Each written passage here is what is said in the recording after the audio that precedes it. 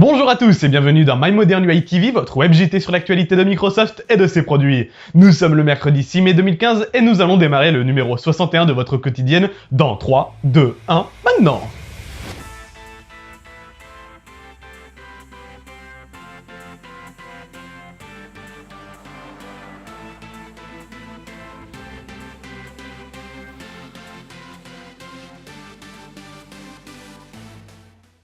Depuis Windows 8 et Windows Phone, les systèmes de Microsoft bénéficient de plusieurs émoticônes et Windows 10 est l'occasion pour Microsoft de les faire évoluer.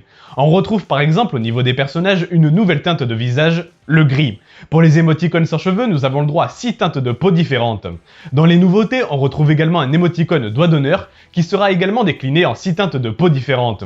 Je ne peux malheureusement pas évoquer l'ensemble des nouveaux smileys car ils sont nombreux, mais vous savez approximativement à quoi vous attendre désormais sous Windows 10. Les patchs Tuesday ont fait leur apparition chez Microsoft en octobre 2003. Ce patch contient plusieurs mises à jour en tout genre et est déployé à une date fixe. Le but était de permettre aux administrateurs en entreprise de se préparer au déploiement des mises à jour sans faire de déploiement aléatoire via Windows Update. Et lors de la conférence Microsoft Init, Terry Myerson, président de la division Windows chez Microsoft, a annoncé la fin des patchs Tuesday sur Windows 10. D'après le magazine VR World, les utilisateurs auraient le choix entre deux canaux de distribution des mises à jour. L'un d'eux effectuera les mises à jour en temps réel dès leur disponibilité, le tout en arrière-plan, tandis que l'autre permettrait une mise à jour plus proche du délai des patchs Tuesday. Et du coup, pour les entreprises, ça explique sûrement l'annonce de Windows Update for Business annoncée il y a 2 jours. Microsoft, via Terry Myerson, toujours lui, a attaqué Google et sa gestion du système Android. Il a en effet déclaré que Google ne prenait aucune responsabilité dans la mise à jour des terminaux des consommateurs, laissant les utilisateurs et les entreprises plus vulnérables au quotidien chaque fois qu'ils font usage de leurs terminaux Android. Puis il a conclu l'attaque sur cette phrase, je cite, « Google publie un gros bloc de code sans pour autant s'engager sur la mise à jour de votre appareil ». Bref, dans la réalité, ce que dit Terry Myerson et donc Microsoft est bien réel. On pourrait citer par exemple la nouvelle version d'Android 5 qui n'est même pas présente presque un an après sur plus de 1% d'androphones. On pourrait également citer un autre exemple comme celui de Google qui refuse de corriger de grosses vulnérabilités au sein de son propre système Android car la version de celui-ci serait jugée trop ancienne. Bref, du coup Google est loin de Microsoft et de Apple en termes de mise à jour. Chez Apple, un iPhone est mis à jour pendant 3 ans, tandis que chez Microsoft, un Windows Phone, peu importe le modèle, n'a pas de date de fin de mise à jour depuis la version 8. Le meilleur exemple serait sans doute les Lumia 820 et 920 qui datent d'octobre 2012 et qui bénéficient encore à l'heure actuelle de mise à jour et auront également le droit à Windows 10 for Phone.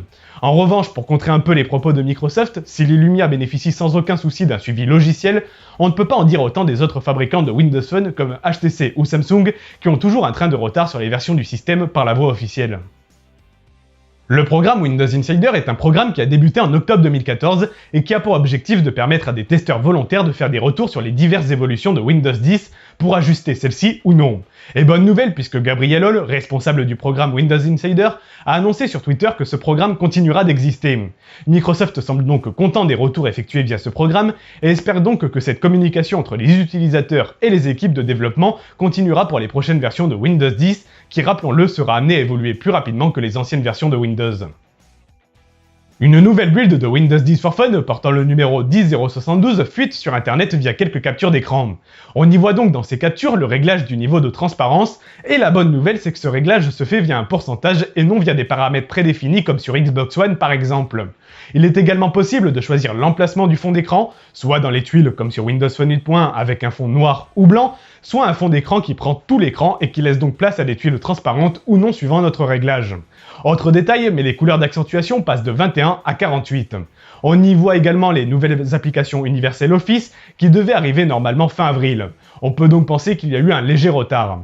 Et pour finir, on y voit les nouveaux paramètres avec une barre de recherche intégrée, mais également le nouveau store.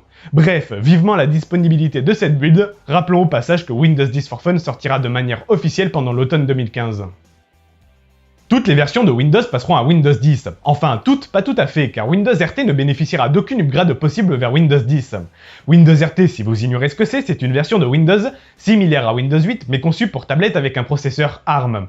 Le problème de Windows RT, c'est que cette version limitait l'utilisateur au Windows Store pour installer des applications, exit donc les logiciels x86. Cependant, Windows RT a vite été rejeté par l'ensemble du secteur informatique, et les 2-3 marques qui fabriquaient des tablettes sous Windows RT ont très vite abandonné l'affaire. Aujourd'hui, Windows RT ne représente même pas 0,1% du marché Windows, et Microsoft a donc décidé d'abandonner cette version. Et une offre de reprise a été créée aux États-Unis seulement pour le moment. Si vous ramenez une Surface RT de première génération, vous bénéficierez d'une réduction de 100$ valable sur la Surface 3, qui tourne elle sur un véritable Windows 8 et qui pourra donc passer à Windows 10 gratuitement une fois cette version disponible. Pour une Surface RT de deuxième génération, même chose, vous bénéficierez d'une réduction, mais cette fois-ci de 150$. Il ne reste plus qu'à espérer que cette offre promotionnelle arrive en dehors des frontières américaines désormais. Passons au supplément pour les petites informations qui ne méritent pas un sujet dédié. Et parmi ces informations, nous avons la mise à jour de Lumia Camera Beta qui permet désormais de sauvegarder définitivement ses paramètres dans le mode Pro. Ainsi, vous pourrez sauvegarder la balance des blancs, la mise au point, la sensibilité ou encore la vitesse d'obturation pour vos prochains usages sans avoir à tout régler à chaque fois. Dans les autres actualités, on pourrait évoquer le chiffre de 830 millions. Ce chiffre correspond au nombre de machines prêtes à recevoir Windows 10 gratuitement, ce qui est plutôt énorme. Rappelons que l'objectif de Microsoft, c'est d'avoir Windows 10 d'installer sur 1 milliard d'appareils dans les 2 à 3 prochaines années, et du coup, ça semble largement possible. Et voilà, ainsi s'achève ce numéro 61. Rappelons que vous pouvez suivre l'actualité de Microsoft minute par minute sur ces quelques sites références, mais également sous forme de débat sur lifestyle.fr pour un podcast audio bimensuel. Passez une excellente journée, merci de votre fidélité et à demain pour votre numéro 62.